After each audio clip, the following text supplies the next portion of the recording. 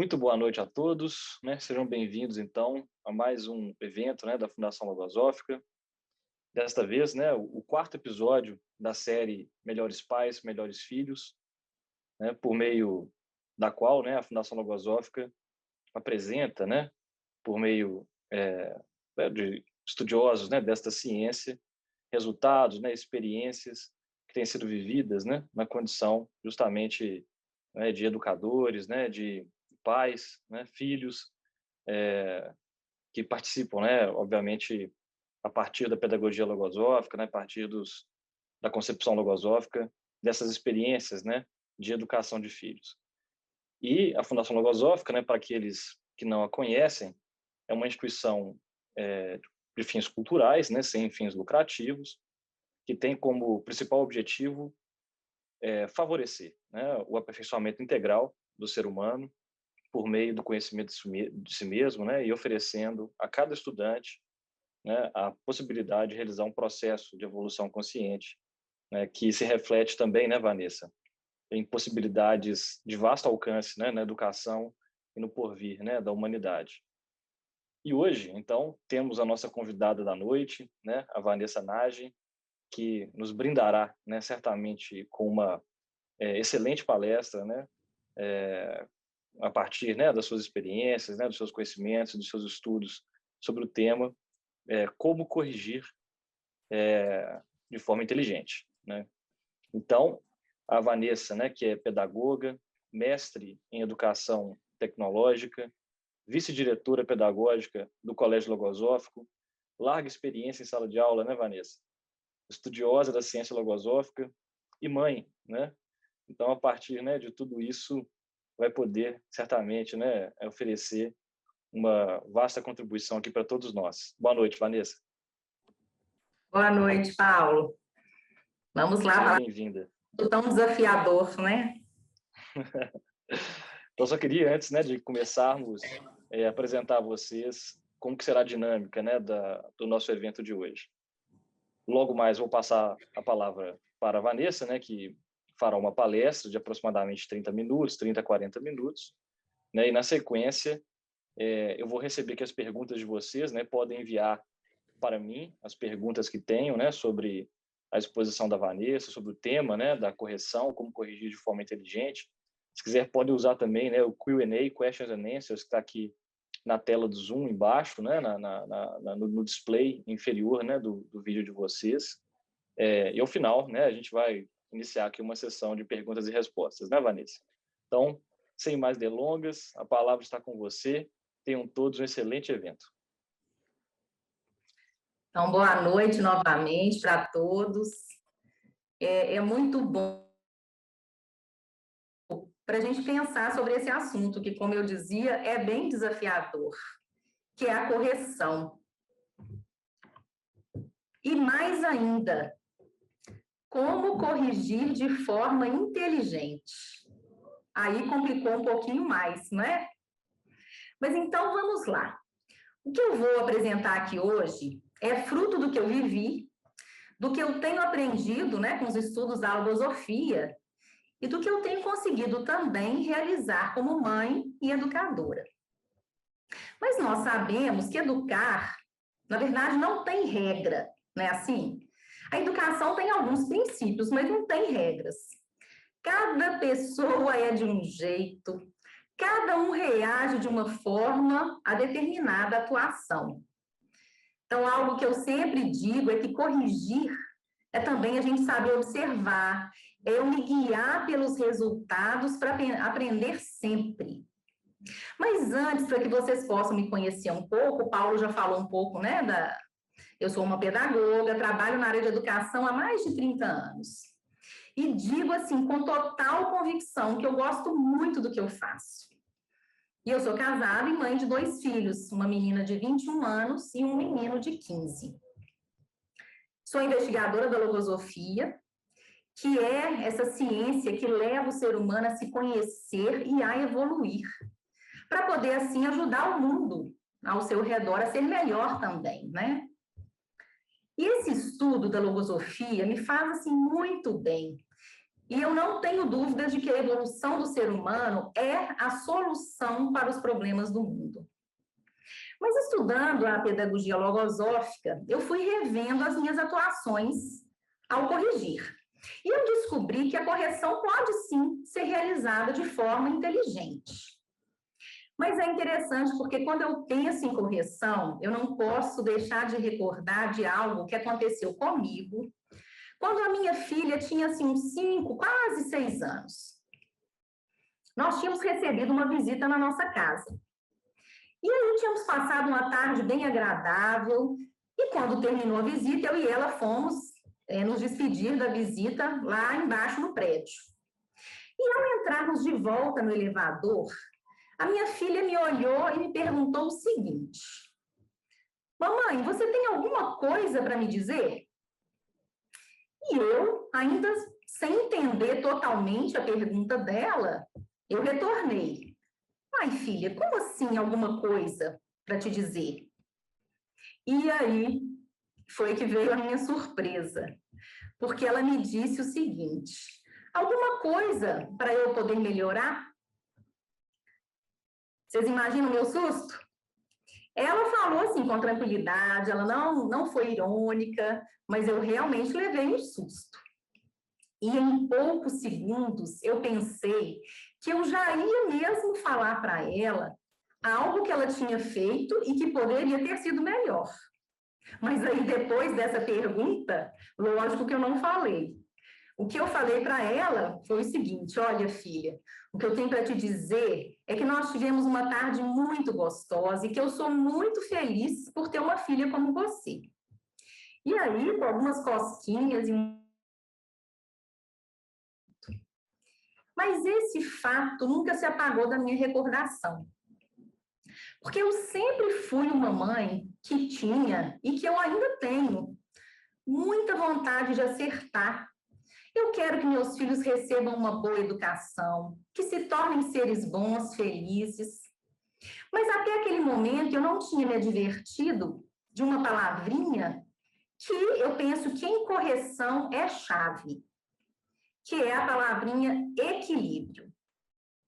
Não sei se vocês concordam comigo. Mas como assim equilíbrio?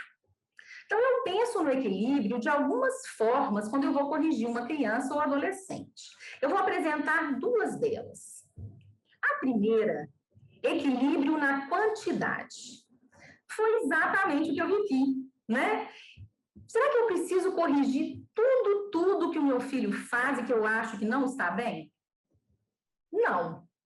Mas eu também posso deixar passar tudo sem corrigir? Também não. Então, escolher em que aspectos que eu vou atuar. Às vezes, atuar na hora. Em outros momentos, esperar um pouco. Às vezes, é importante a gente permitir que os nossos filhos errem e que encontrem por eles mesmos as soluções para alguns dos seus desacertos, né? E aí eu fico pensando que a gente deve deixar as grandes exigências para as coisas realmente importantes. Isso evita esses desgastes frente a detalhes que não são essenciais para a vida. E, além disso, faz com que a nossa presença junto aos nossos filhos seja mais agradável.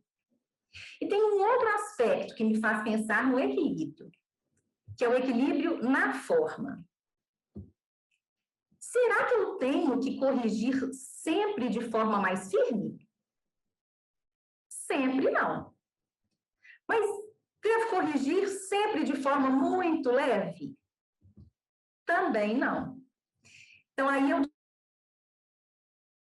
antes na correção, o afeto e a firmeza, a enérgica doçura. Segundo a pedagogia logosófica, é algo importantíssimo. É diferente corrigir com firmeza e afeto de corrigir com violência, que na minha compreensão nunca deveria ocorrer. Firmeza, sim. Violência, não. E aí, cada um de vocês pode ir refletindo sobre outros pontos em que o equilíbrio ou corrigir possa estar presente. Mas vamos pensar um pouquinho no que é mesmo a correção? E aí eu penso que vai ser importante nós diferenciarmos corrigir de reprimir. A gente pode simplesmente reprimir uma má conduta. Quando nós fazemos isso, a gente freia a criança, aí pode ser por meio do temor, da ameaça, né? Se você fizer isso, você vai ver. Ou da promessa, ou da obediência cega. Em geral, quando nós fazemos assim, a gente aponta o erro, censura, castiga muitas vezes. Até a nossa fisionomia ao reprimir é diferente de quando nós estamos realmente corrigindo. Vocês concordam com isso? Eu percebo isso em mim. Quando nós reprimimos, a gente não propicia o mais importante na criança ou no adolescente, que é a compreensão do erro, a real vontade de mudar. O ato de reprimir uma má conduta, em vez de produzir a vontade de mudar naquele que recebe a repreensão, pode causar estados de ânimo diferentes. Uma tristeza, ou falta de confiança em si, raiva, sensação de injustiça e muitos outros. Então, eu penso que em vez de simplesmente reprimir, o melhor seria corrigir. O que significa eliminar o erro e propiciar o acerto. Olha que interessante, propiciar o acerto. Isso implica em educar para a vida e não só para o momento, em ter segurança daquilo que a gente ensina, visando acima de qualquer coisa o bem do filho. E não simplesmente resolver o nosso problema, né? Não é simplesmente querer ficar livre daquela situação. Implica em ir em busca das causas e não atuar só no efeito.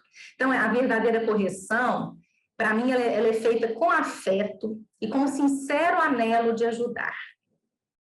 Aí fica a pergunta, né? Será que isso faz diferença? Na minha compreensão, sim. Se eu atuo pensando somente no momento, eu posso falar para o meu filho, olha, não é mais para fazer isso, e pronto. Aí, eu atuo com pressa, em alguns casos até com violência, intolerância, impaciência. Mas se eu atuo pensando nas causas e na formação do meu filho para a vida, aí sim, eu vou tentando enxergar o porquê daquela atuação, como que eu posso ajudá-lo a vencer as dificuldades, ajudando a prepará-lo mesmo para uma vida mais feliz no presente e no futuro. Os meus pais também estudam logosofia. E eles foram, ao longo da minha vida, né, dentro daquilo que eles conseguiram, tentando me oferecer uma educação com esses elementos que eles iam aprendendo com a logosofia. Então, vou contar para vocês algo que eu vivi quando adolescente. Eu nunca gostei muito de colaborar em casa. Não sei se alguém aqui já viu isso acontecer com algum adolescente. Os adolescentes adoram colaborar em casa. Eu penso que todos já devem ter visto isso alguma vez. Mas a minha mãe, ela tentava várias vezes me estimular a colaborar em casa, mas sem muitos resultados. E aí ela resolveu mudar a estratégia. E aqui eu faço um pequeno parênteses para reforçar que esse é outro ponto que eu considero muito importante ao corrigir. Se a gente está fazendo da mesma forma e não estamos vendo resultados, a gente precisa mudar a forma, buscar outras alternativas, fazer coisas diferentes. Bom, então a minha mãe mudou a estratégia. Ela não ficava mais me estimulando a colaborar, mas foi com as suas atitudes, tentando me mostrar que era bom receber a colaboração de alguém. Ela sabia que se eu começasse a ajudar, se eu começasse a fazer o bem, eu também me sentiria feliz. A gente não se sente feliz quando a gente ajuda alguém? É ou não é? Então, ela confiou nisso e começou a tomar algumas atitudes diferentes. Então, na nossa casa tinha um portão. E sempre que a gente chegava em casa, eu ou um dos meus dois irmãos tinha que descer para abrir. Porque na época a gente não tinha portão eletrônico. Eu até que abria o portão. Mas vocês podem imaginar como que ficava a minha cara, a minha fisionomia? Sempre com aquela cara de desagrado, bem emburrada, reclamava até. Até que, em um certo momento, eu comecei a perceber que a minha mãe, mesmo dirigindo o carro, ela descia e falava que ela mesma ia abrir o portão, que ela gostava de ajudar, que ela não se importava. E ela descia e abria o portão. Eu ficava um pouco incomodada, pensem bem. Eu continuava lá no carro, sentadinha no meu lugar, enquanto ela descia para abrir o portão, voltava para pegar o carro de novo e colocar na garagem. Mas isso ocorreu por alguns dias. Ela abrindo o portão. Em outros momentos, quando eu falava, por exemplo, que eu estava com sede, aí ela me dizia que ia buscar água para mim. Eu estranhava de novo. E alguns fatos assim foram acontecendo em diversos momentos do meu dia. Eu sempre ia observando atitudes da minha mãe, querendo me ajudar, colaborando com o ambiente da casa, sendo super atenciosa comigo. Bom, aí vocês acham que a mudança aconteceu assim de repente em mim? Não, né? O tempo foi passando, a minha mãe pacientemente aguardando algum resultado nas minhas atuações. Nada aconteceu rápido. Até que um dia, segundo ela, eu me ofereci para fazer algo em casa, sem que ninguém tivesse pedido. Ela até se assustou. Ela não demonstrou, mas ela levou um susto. Bom, acho que o resto vocês podem imaginar. Eu fui aos poucos sentindo que era bom ajudar, ser útil. E fui me esforçando por mudar essa característica que eu tinha. Claro que foi um processo, nada aconteceu de uma hora para outra. Mas eu senti que essa atuação estimulante da minha mãe favoreceu que eu quisesse mudar de conduta. Aí eu destaco outros elementos importantes na correção: o exemplo e a paciência. Acho que voltou, Paulo. A logosofia ela tem um ensinamento que diz o seguinte: quando nos pais se mantém desperto e como uma realidade dinâmica, o anelo constante de superação que lhes permita adquirir novos valores espirituais e morais, o filho encontra neles o exemplo de bem que constitui um estímulo vivente. Olha só que interessante. Então, o filho encontra esse exemplo de bem, que é um estímulo. E num outro trecho, Gonzales Pecote reforça a importância do exemplo, dizendo que todo ensinamento moral, não avalizado pelo exemplo de quem o dita, atua em sentido contrário na alma de quem o recebe. Então, nessa experiência, eu pude aprender com o exemplo, contando também com a grande paciência dos meus pais, né? Então, fica aí uma pergunta para nós. Como anda a minha paciência ao corrigir meus filhos? Como é que será que nós estamos? Mas, querendo saber o que a própria pessoa que é corrigida pensa, eu perguntei para alguns jovens o seguinte, vejam a pergunta. Recordando de algumas correções que tenha recebido de alguém, poderia dizer algo que foi positivo e que te fez mudar de atitude, ou pelo menos querer mudar, e algo que tenha sido negativo? Então, olha que interessantes algumas das respostas. Então, o que eles falaram que é positivo? Explicar para a pessoa por que ela estava errada e ter certeza de que ela entendeu. Teve uma jovem que disse o seguinte: 2 coisas positivas que eu sinto nas correções. A primeira, que essa correção seja feita de forma serena, tranquila e com amor. A segunda é quando a pessoa traz exemplos de quando atuei, facilitando a identificação do erro. Eu achei assim bem interessante, né? E de negativo, o que eles enxergam de negativo?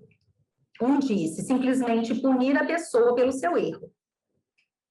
Outro, quando recebo correção sem que a pessoa entenda a situação por completo.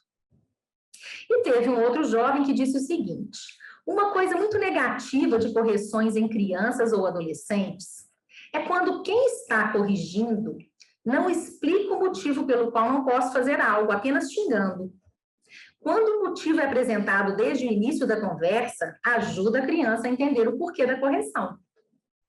Então, eu acho que os jovens falaram coisas que reforçam alguns pontos que a gente está tratando aqui, né? E teve um dos jovens que falou sobre algo que eu também vivi na minha adolescência e que eu me recordo, de que na hora da correção, não é bom mesmo a gente ficar ouvindo, mas que depois a gente acaba pensando sobre o que foi dito. Eu vivia muito isso, né? Na hora eu não gostava, mas depois algo me fazia refletir. Então, quando eu penso em correção, eu sempre penso que eu não posso me guiar somente pelo que os meus olhos estão vendo. Porque, especialmente o adolescente, faz cara feia, torce o nariz, é ou não é? Mas depois, pode ser que ele pense no que nós falamos. Então, nós temos que plantar. Eu fico imaginando se meus pais tivessem desistido as várias vezes em que eu fiquei emburrada. Agora, para mim, tem um ponto que eu acho que vai além de qualquer correção, que é o trabalho preventivo. Vejam se vocês concordam comigo. Quando existe o afeto, o vínculo entre o adulto e a criança ou o adolescente, é ou não é muito mais fácil o filho, ou o sobrinho, ou o neto, seja quem for, recebe de outra forma o elemento quando ele vem de alguém em quem ele tem vínculo, em quem ele confia. E esse vínculo de afeto, para mim, ele é construído assim no dia a dia, aos poucos. Na nossa casa, eu e meu esposo nos esforçamos para construir esse vínculo sensível com os filhos desde pequenos. Então, nós procurávamos estar perto, viver momentos felizes com eles, ter pequenas atenções, fazer surpresas, escrever cartinhas. As cartinhas, olha, como que elas colaboram frente a qualquer aspecto que a gente precisa levar para os nossos filhos, sobrinhos, netos. Eu ainda não tenho netos, não, mas um dia eu devo ter. Então, uma cartinha afetuosa toca o coração. E a gente foi cultivando esse hábito de fazer uso das cartinhas quando nós sentimos que era um bom momento.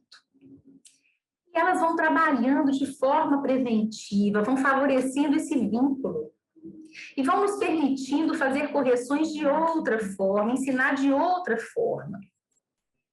E aí, em alguns momentos, a gente recebe algum retorno em relação a esse esforço.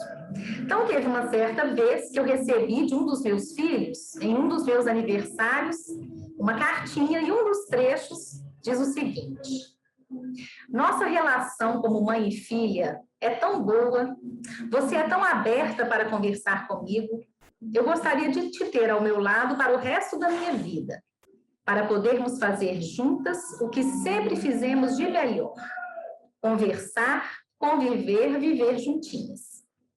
Nesse momento, ela enxergou uma parte positiva da mãe, né? Tem outros momentos em que não é assim não, viu? É diferente, mas é assim mesmo. Uma hora a gente acerta, outra hora a gente erra, né? Bom, mas o estudo de logosofia tem me permitido cada vez mais conhecer quem eu sou, em que aspectos eu posso e devo me superar, quais são os meus valores. Acho isso uma maravilha. Porque conhecendo a mim mesma, aprendendo a me superar, né, buscando evoluir, eu vou construindo uma vida mais feliz. Eu vou tendo domínio sobre a minha vida. E assim eu consigo contribuir mais na educação dos meus filhos, sim. Tem um outro trecho da logosofia que diz o seguinte: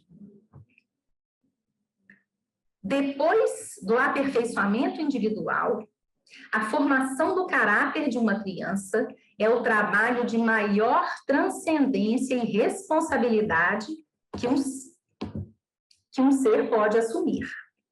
Olha bem, o trabalho de maior transcendência e responsabilidade que um ser pode assumir.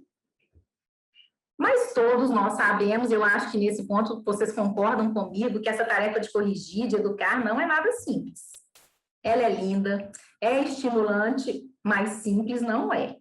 E sabe o que eu penso? Que um dos grandes motivos que faz com que ela não seja simples é o fato de eu ter que lidar com a minha própria realidade interna no momento de corrigir um filho. Então, por exemplo, Frente a algumas atitudes dos meus filhos, muitas vezes eu me observo intolerante, impaciente, agitada. Quem já viveu isso? Né? Eu acho que muitos de nós já vivemos. E quando o filho questiona algo que eu disse, é fácil ouvir? Para mim, nem sempre. E eu me vejo algumas vezes irritada com o que o filho argumenta. E como que eu vou corrigir o outro se eu estou assim? Olha, eu em alguns momentos vivi isso. Corrigi com a minha mente agitada e os resultados não foram os melhores. Acho que é bem natural a gente viver essa realidade, né? Super natural, mas eu também posso tentar superar, né? Então, por isso, observar a mim mesma tem sido um esforço constante. Observar quando eu estou mais tranquila para atuar, quando que seria melhor esperar um pouquinho, deixar para depois, porque meus pensamentos de impaciência, irritabilidade, intolerância estão se manifestando aí mais forte, né? Mais fortes. Teve uma vez que meu filho me disse algo e eu não tinha concordado. Não tinha concordado mesmo, hein? Mas eu observei que a minha resposta não seria boa naquele momento, porque eu ia tentar impor o que eu pensava sem ter um tempo ali para refletir. Então, eu optei por simplesmente ouvir e naquele momento eu não disse nada. Uns 2 dias depois de ter pensado um pouco no que ele tinha me falado, eu voltei até ele e pedi. Falei, filho, você podia me explicar melhor aquilo que você falou aquele dia? Que eu acho que eu não concordo com você, mas eu quero ver se eu entendi direito. E aí ele me explicou de novo. Aí eu disse que eu realmente não concordava com uma parte do que ele tinha dito, por esse motivo, mas que eu pensava que ele tinha razão também nesse ponto. Bom, o que eu senti, né, frente à experiência, é que atuar assim me trouxe resultados melhores do que falar impulsivamente na hora. Agora, é claro que tem correções que tem que ter atitudes no mesmo momento, não dá para esperar, né? Então, por isso que eu acho que é tão importante pensar para atuar, recordar realmente que não tem regra. Então, para mim, esse lindo exercício, né, de observar a mim mesma, aprender a aproveitar esses momentos da correção para conhecer quem eu sou. E assim eu posso ir realizando esse trabalho interno com esses pensamentos, para que cada vez mais e aos poucos eu possa ir realizando melhores correções, começando a corrigir a mim mesma, para corrigir também aos demais, né, com mais consciência. Tem um livro do Gonzales Pecotti, já foi até apresentado nas lives anteriores, que para mim é sempre um grande conselheiro, que é o Deficiências e Propensões do Ser Humano. Vocês podem, inclusive, fazer o download gratuito dele no site, né, da Logosofia. Esse livro me ajuda demais a ir enxergando quem eu realmente sou, com que deficiências caracterológicas eu preciso trabalhar para ser uma pessoa mais feliz, mais consciente, para poder ajudar muito mais aos outros que estão pertinho de mim, né? Mas o mais interessante é que esse trabalho de enxergar a minha parte negativa não é algo que me entristece. Vocês acreditam nisso? É algo que me deixa feliz, me deixa estimulada a querer ser melhor, me dá muita vontade de aprender. Então, para poder ensinar, eu preciso, antes de tudo, saber aprender. Porque a gente não pode ensinar o que a gente não tem. E essa arte de educar consiste em começar ensinando primeiro a mim mesma. Então, que lindas missões são essas? Desafiadoras, mas muito lindas, que é aprender e ensinar. E tem um pontinho que eu acho assim, que não pode faltar, que é o afeto. Esse afeto entre o educador e a criança ou adolescente forma uma ponte. Por quê? Né? Porque tudo que é feito com amor perdura. Então, que a gente possa sair daqui hoje pensando e sentindo muito, uma grande vontade de aprender mais, para nós podermos corrigir com mais consciência os nossos filhos e todas as crianças e adolescentes com quem a gente tem a oportunidade de conviver. E acho que é tão importante a gente pensar que as crianças e adolescentes estão em formação. E que quanto mais conscientes nós formos da educação que nós oferecemos a eles, mais a gente vai poder contribuir para a formação de seres mais felizes, né? Eles vão ser mais felizes, mais ativos frente à própria vida e frente a tudo. Então, a correção realmente tem que ser um estímulo para que a pessoa queira aperfeiçoar, queira ser a cada dia uma pessoa melhor, né? Então, esses são, assim, alguns pontos, né, que eu fui aprendendo aí com esse estudo e com as minhas experiências.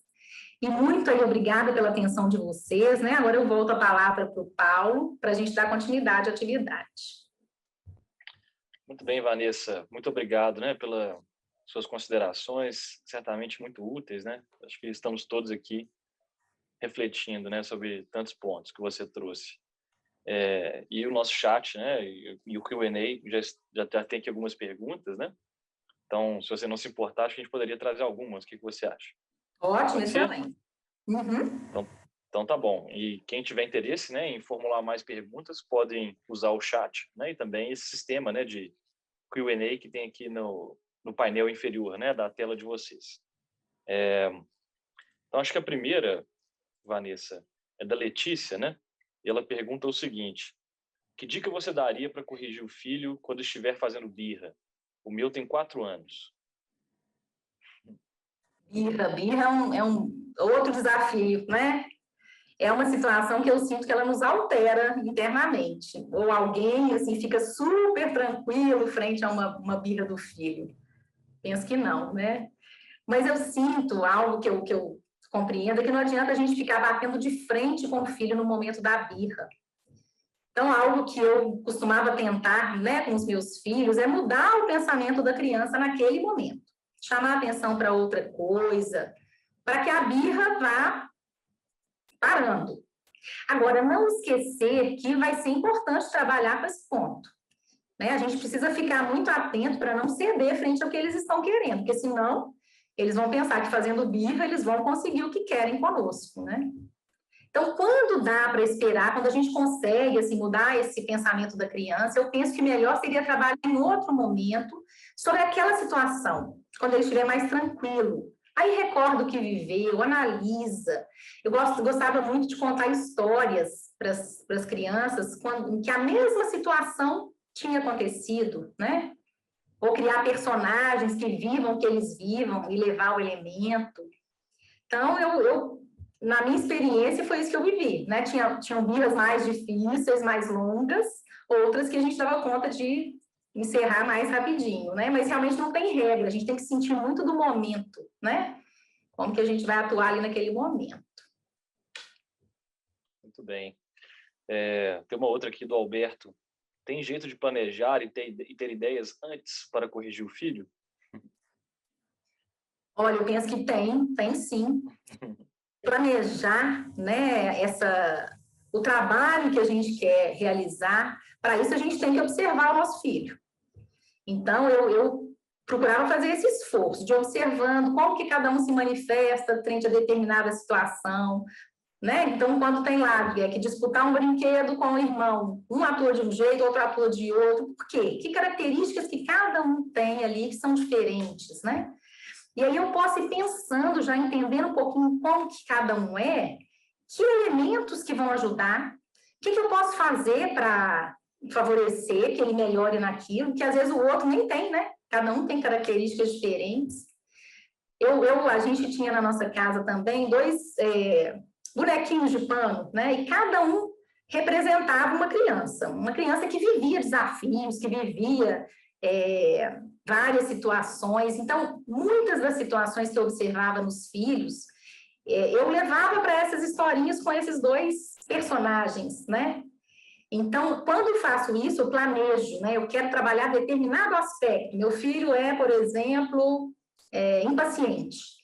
Então, eu quero trabalhar com essa característica dele, eu planejo, penso numa história, penso numa atuação. Eu sinto que esse planejamento é muito importante, né? Ele favorece que a gente enxergue um pouquinho mais à frente o que a gente quer alcançar na educação deles. A logosofia ensina, né, Vanessa, que tudo começa na mente, né? Então, de certa forma, acho que a correção também segue esse processo, né? Ela tem essa prerrogativa, né, de também começar na mente do educador.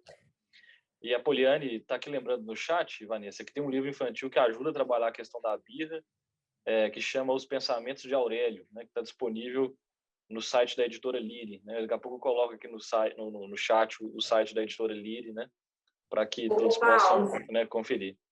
E você sabe que os livros também me ajudavam muito, livros com histórias construtivas, que estimulem a criança a se superar, né? Tem vários mesmo da Editora Lyri que favorecem isso, né?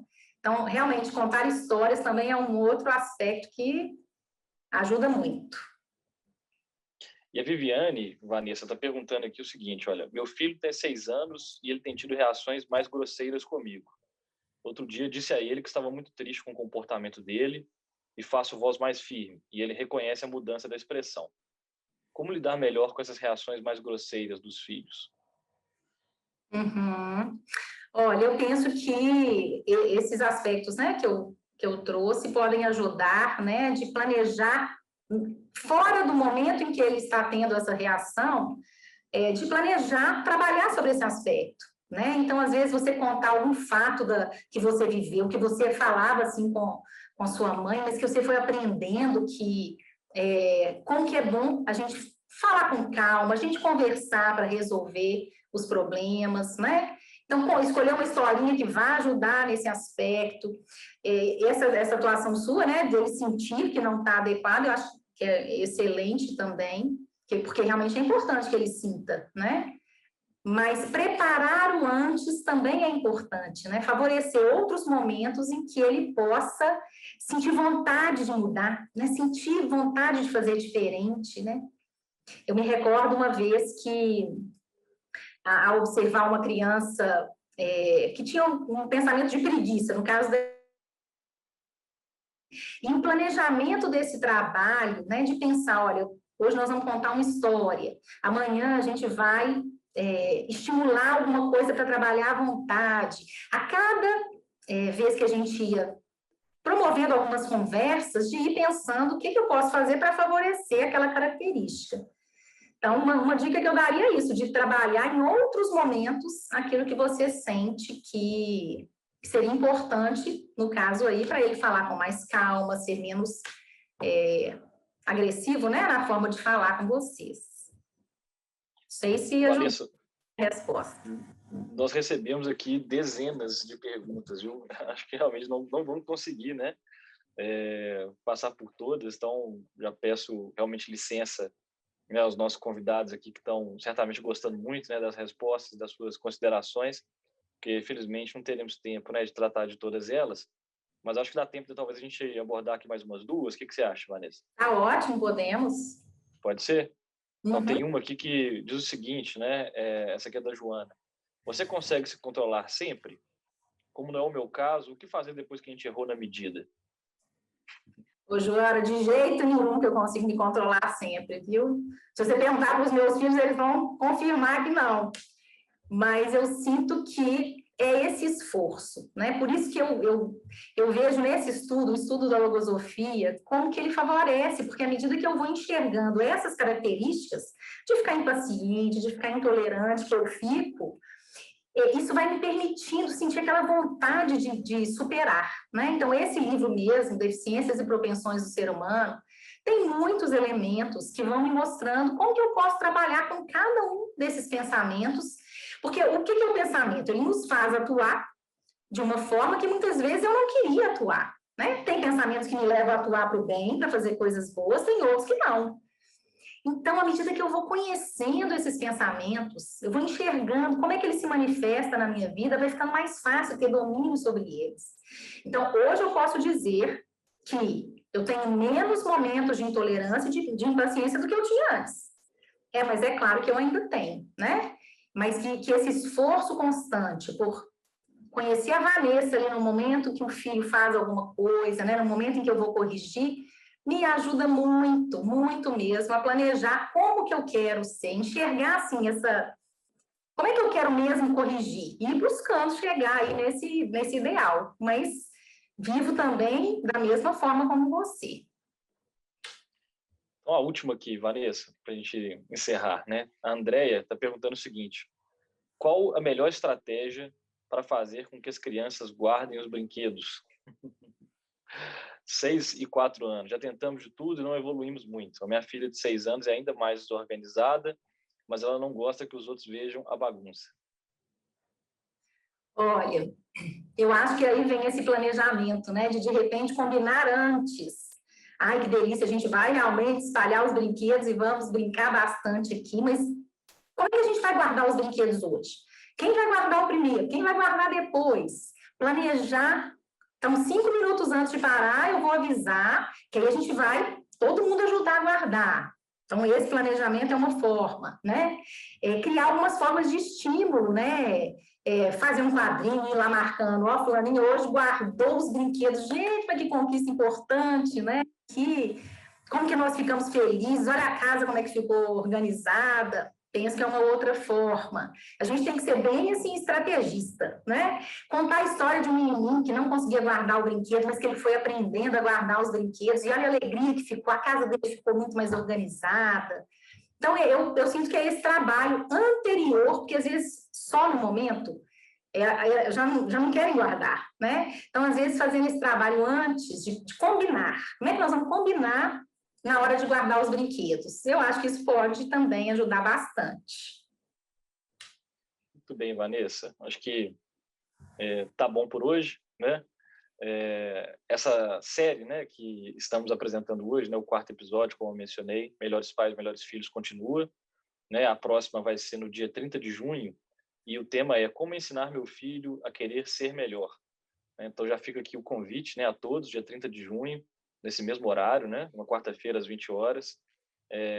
Acho que todos podem, né, se quiserem reservar, né, a última quarta-feira do mês, né, porque essa última quarta-feira do mês sempre terá, né, uma live como essa, Melhores Pais, Melhores Filhos, com um tema sempre interessante, né, prático, né, que aborde, né, o assunto do ponto de vista, né, da pedagogia logosófica, tá? E como eu coloquei algumas vezes aqui no chat, né, existe um formulário que eu vou replicar novamente aqui agora, para quem quiser obter mais informações, né, e realizar eventualmente um curso gratuito, né, de logosofia, basta preencher esse formulário. E também peço a gentileza, né, daqueles que nos acompanharam até agora. Temos aqui quase 130, né, que estamos assistindo ao vivo, Vanessa. E certamente muitos, né, gostariam de saber um pouco mais, né, sobre a ciência logosófica, né, sobre como que é esse trabalho que a pedagogia logosófica oferece, né, para que o educador realize em si mesmo, né, e possa levar, né, as crianças, né, os adolescentes. E esse formulário contém, né, então a possibilidade de você indicar os seus dados pessoais, né, para que a gente entre em contato, né, e estabeleça essa possibilidade desse curso, mas também para que vocês, né, digam o que acharam dessa atividade e nos ajude, né, a aperfeiçoar a série Melhores Pais, Melhores Filhos e também todas as nossas atividades públicas, tá? Então, Vanessa, considerações finais para fecharmos aqui a nossa live. Olha, eu agradeço muito aí a presença de todos, né? Eu sinto que esse é um tema que eu, pelo menos como mãe, como educadora, gosto muito, porque eu sempre tenho muitas coisas para aprender. E isso que o Paulo falou, né? Para mim, eu sinto que é fundamental. Esse esforço por me conhecer, por trabalhar comigo mesma, se reflete na forma como eu vou corrigir, como eu vou me relacionar ali com os meus filhos, né? Então, fica aí esse estímulo para que todos possam buscar mesmo esse conhecimento de si mesmo e essa superação, né? Muito obrigada aí, viu, pela presença e até a próxima, né? Muito bem. Então, em nome da Fundação Logosófica, agradeço muito a presença de todos e declaro encerrado, né, o nosso evento. Uma boa noite. Boa noite a todos.